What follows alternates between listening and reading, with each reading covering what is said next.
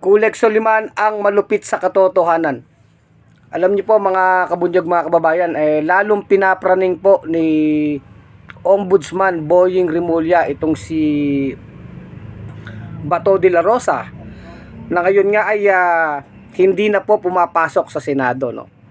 Talagang absent na siya, kumbaga sa trabaho nag-awol na o nag-drop out na talaga tong si Bato. Hindi na nagpapakita. Bagamat sinasabi ng abogado ni Bato na hindi siya nagtatago. Ngayon po, may latest statement po itong si Boying Rimulya dahil kay Boying Rimulya nga nang galing lahat itong kapraningan ni Bato eh. Doon po sa statement ni Boying na siya ay merong kopya po ng warrant of arrest ni Bato. Although, ang sabi ni Boying, yun ay nasa cellphone lamang at ipinakita lang sa kanya ng isang taga ICC. Pero wala pa talagang opisyal na kopya. Pero kanina po, may tinanong ng media sa interview po, itong si Ombudsman Boying Rimulya, natanong nga siya, sir, may arrest warrant ba talaga at kailan aarestuhin si Bato? So ang sabi niya ay meron na talagang arrest warrant. Ang tanong na lang ay nasaan yung arrest warrant, kailan yun isi-serve, kailan yun ipapatupad, at kailan talaga aarestuhin si Bato. So ang sagot lang po dyan ni Boying Rimulya ay may mga bagay siya na hindi pwedeng sabihin. So napakahiwaga po niyan mga kabunyog, mga kababayan. Ano pong ibig sabihin yon? Kumbagay, ibig sabihin ba niyan ay talagang gugulatin. Gugulatin nila si Bato de la Rosa na parang ano yan bigla-biglaan na lang. Magugulantang na nandyan na ang warrant of arrest sa isang pagkakataon na talagang hindi inaasahan ay biglang aarestuhin si Bato. Ganun po ang lumalabas kasi na implikasyon ng sinasabi po ni Boying Rimulya na may mga bagay daw siya na hindi pwedeng sabihin. Kaya mapapaisip ka ngayon, ano? Ano yung mga bagay na hindi niya pwedeng sabihin kung nandyan na yung warrant of arrest, no? So, sa parte po ni Bato, ni Tobats, talagang lalo po siyang mapapraning, no? Mapapraning talaga dahil siyempre hindi niya nakikita ang kanyang kalaban. Although alam niya na nandyan ang warrant of arrest ng ICC nakaambayan, hindi niya alam kung kailan siya pwedeng gumalaw legally. Although meron na pong unang galaw si Bato nagpetition siya sa Korte Suprema para sa injunction. Kumbaga pinatitigil niya yung arrest warrant, no? Kaya lang sabi po sa kanya ay paano mo yan ipapatigil yung arrest warrant? Wala pa nga yan. Kumbaga ghost pa yan no? So multo. So mahirap po itong posisyon ni Bato ngayon dahil alam niyang may arrest warrant pero wala naman pang napapakita, di ba? At kahit po yung gobyerno ay blanco. Kumbaga, alam din ng gobyerno na may arrest warrant, pwede, possible po na nakikipag-coordinate talaga ang gobyerno. Pero hindi sinasabi kung kailan, kung ano na ba yung proseso, no?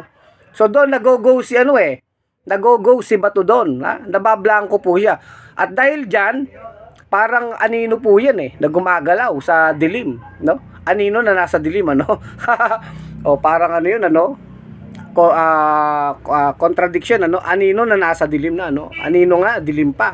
O, ang hirap po sa partiyan ni Bato, di ba? Hindi niya alam kung kailan siya dadakpin. Hindi niya alam kung ano ang kanyang gagawin, kaya napapraning po siya. At tingin ko diyan yung pagkapraning na yan na talagang pinapraning siya ni Boying, hindi po siya nagpapakita. So hindi po siya nagpapakita ngayon at anong legal remedy niya, di ba?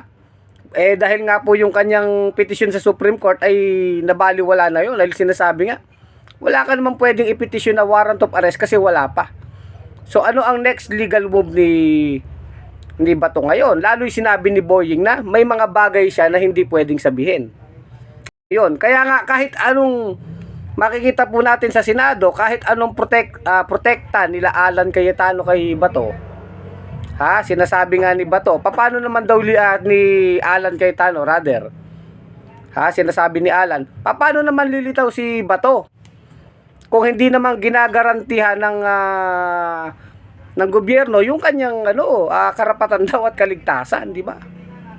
So, ganun na sinasabi ni Alan na parang dapat i-guarantee ng administrasyon ni Marcos na si Bato ay mapoprotektahan. Ang keyword din is mapoprotektahan. Anong ibig mong sabihin? Nandyan ang mga korte.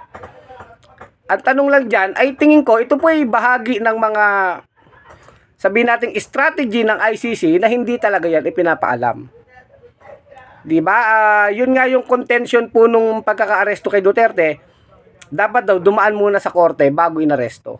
Pero ang posisyon nga po ng gobyerno ay yung pag-aresto kay Duterte ay legal yun. Ha? Ay talagang yun ay nasa proseso, no? Legal. Hindi siya illegal. Although ang sinasabi nga nila Duterte ay kinidnap. Ganyan din po magiging kaso ni Bato eh. At nagsabi na po ang DILG na kapag lumabas ang warrant of arrest, aarestuhin talaga nila si Bato.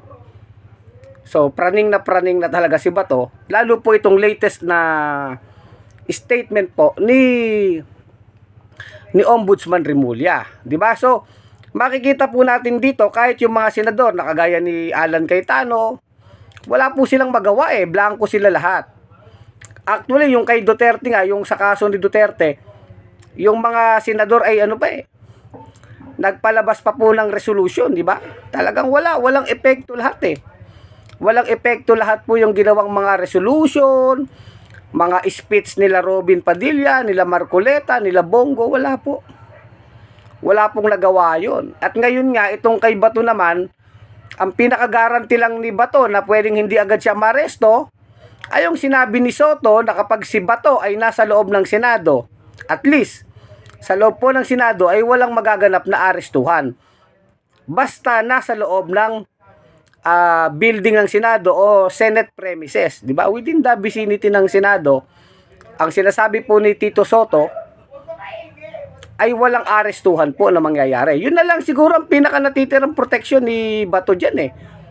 Ha, na masasabing hindi siya pwedeng arestuhin, pero pwede ba na habang buhay siyang nasa loob ng Senado, doon na siya titira talaga. Ha? Doon na siya titira o hindi na siya lalabas ng physically, hindi na siya lalabas doon sa building ng Senado. Kung ganun nga po ang mga magiging senaryo, no? So, nakikita natin talaga, nakakapraning talaga sa parte ni Bato yung huling statement po ni Ombudsman Boying Remulla na tungkol po sa arrest warrant ng ICC ay sabi nga ni Boying, may mga bagay na hindi siya pwedeng sabihin. Talagang nakakapraning po yan sa parte ni Bato de la Rosa, no? Kulex Soliman, ang malupit sa katotohanan sa Bunyog Pagkakaisa, mga Bunyog, Bunyog, halikan na kasama ka. Bunyog, kapag buklod ay may pag-asa. Luzon, Visayas, Mindanao, isa ang pananaw. Sa bagong Pilipinas ang bunyog isisigaw.